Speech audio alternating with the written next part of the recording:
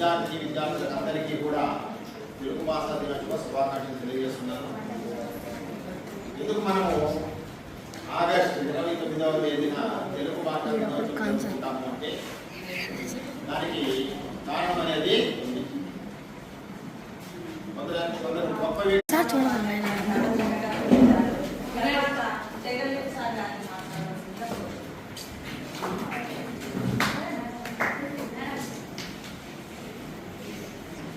ఈరోజు ఆగస్టు 29వ తేదీ ప్రత్యేకమైన విశేషాలు ఏంటంటే ఒకటి వచ్చేసి తెలుగు భాషా దినోత్సవం, రెండు వచ్చేసి జాతీయ క్రీడా దినోత్సవం.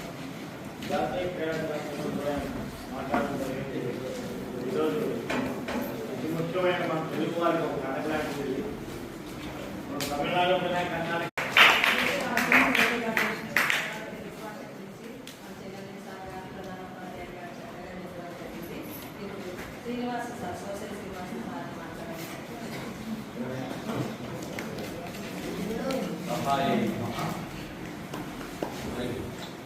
తెలుగు భాషా దినోత్సవం గురించి మనం ఒకదాన్ని చూస్తున్నాము.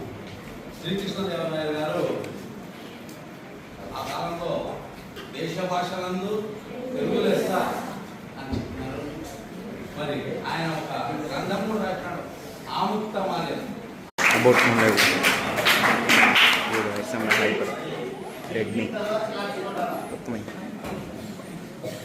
శ్రీకృష్ణదేవరాయలు ఆముక్తమాల్యం అనే గ్రంథాన్ని